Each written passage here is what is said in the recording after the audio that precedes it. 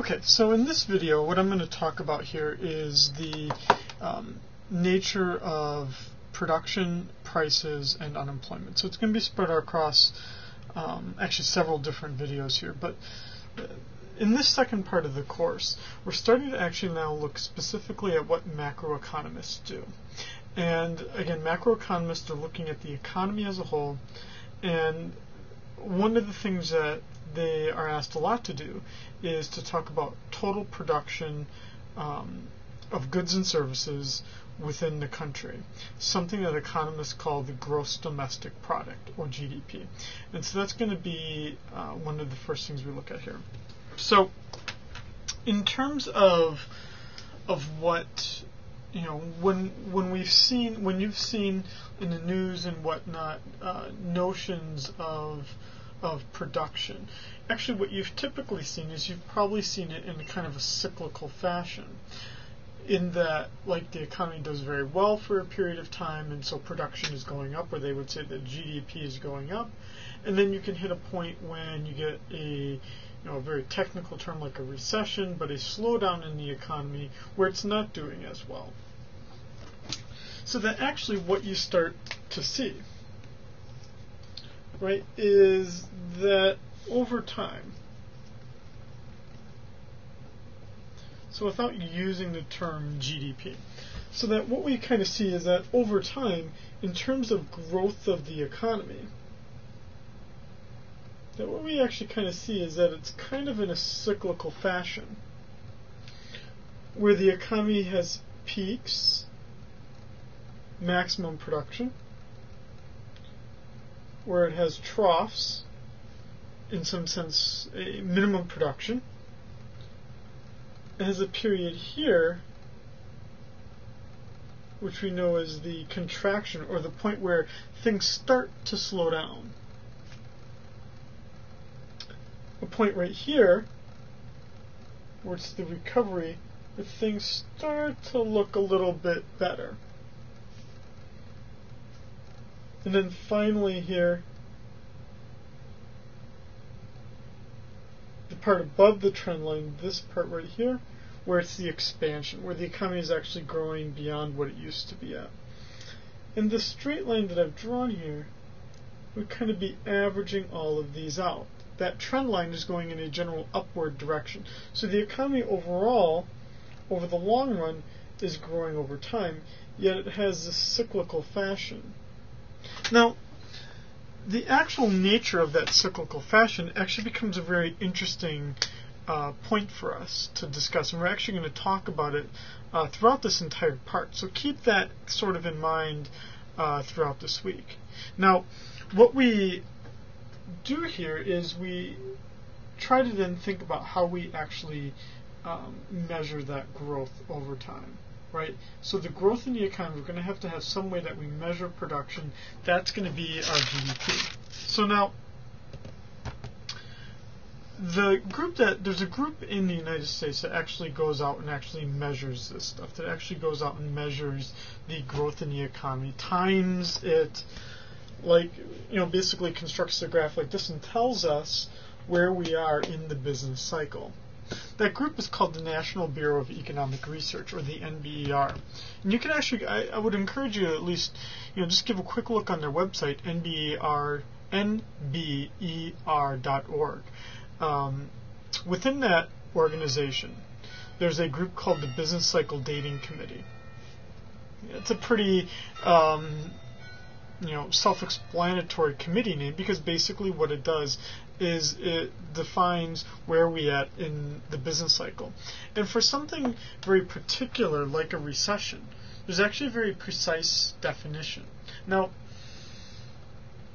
to say the word recession, if you look at it like in a newspaper or like on the TV news, like the local TV news, you'll see actually the wrong word being used to describe recession. And that a recession is that the GDP is slowing for 2 consecutive periods, 2 consecutive quarters. So a year has 4 quarters, so it'd be basically saying is that the economy has 2 quarters where the GDP is actually decreasing.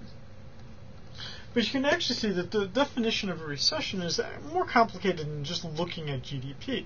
It also relies on looking at price levels, it relies on looking at unemployment numbers, it relies on looking at consumer sentiment, it relies on actually looking at a whole host of data. Which is why they actually have a committee that then votes on whether the economy is in a recession or not. Because, right, I mean, you wouldn't need a committee if it was just 2 quarters. Right, you know, you could call me up in the office and I could look on my computer and see, oh yeah, it went down 2 quarters, and I could be the dating committee if it was as simple as just finding 2 quarters where it's falling. Now, you know, when we look at what the when we look at what the NBER then has to look at, obviously the focus is going to be though on production. And that production of goods and services, what we're going to call the GDP, or the gross domestic product, we're actually going to break it down into 4 categories. So when we look at these 4 categories of production in the economy,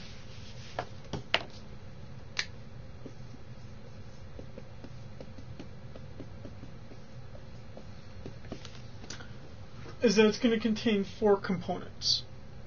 And we're actually going to focus on something known as the spending final goods approach.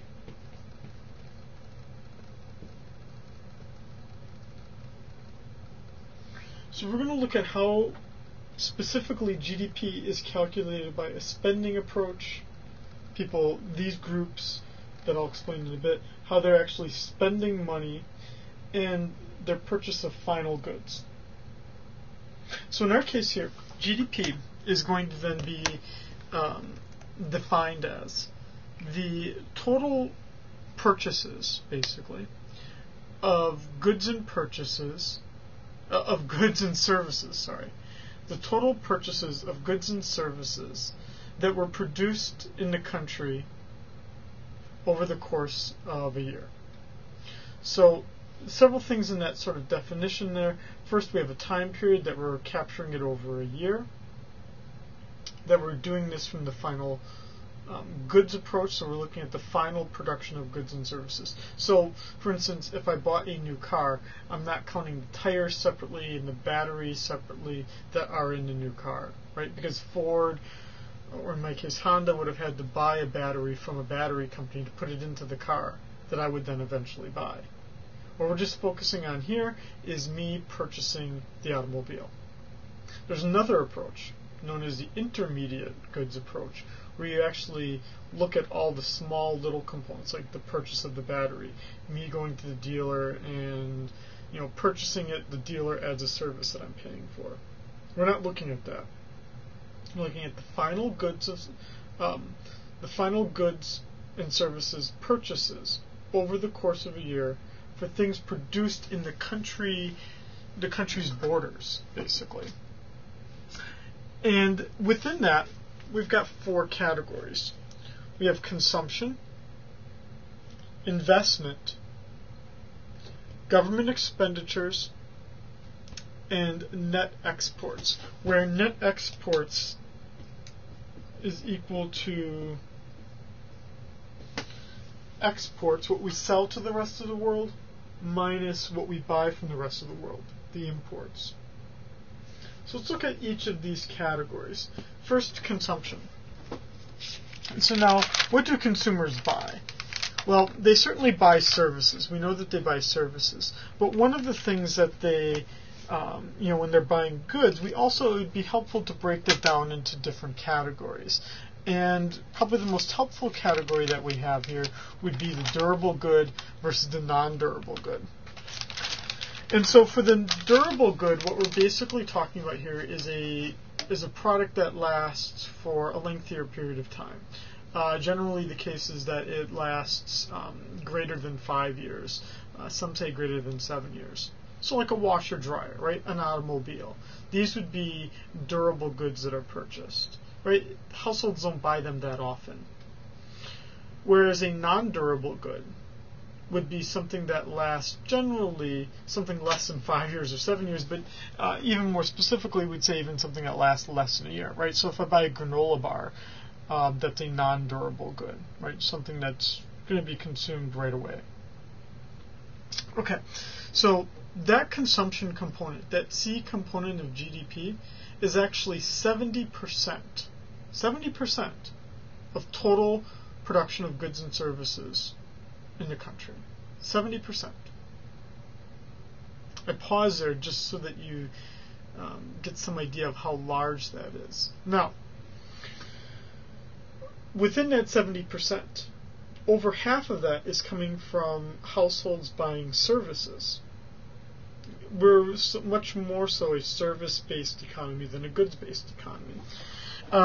Durable goods would be about 8% of that 8% of total GDP, or about 1/7 of the consumption component, and then the rest is non-durable goods. Almost in this case,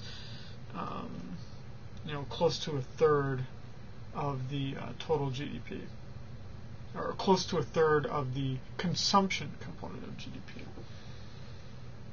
Okay, so that's consumption. Now, what about investment, the I component of GDP? Actually, no. I'll stop the video right here, actually, and I'll pick it up with some of the other components in another part of this video.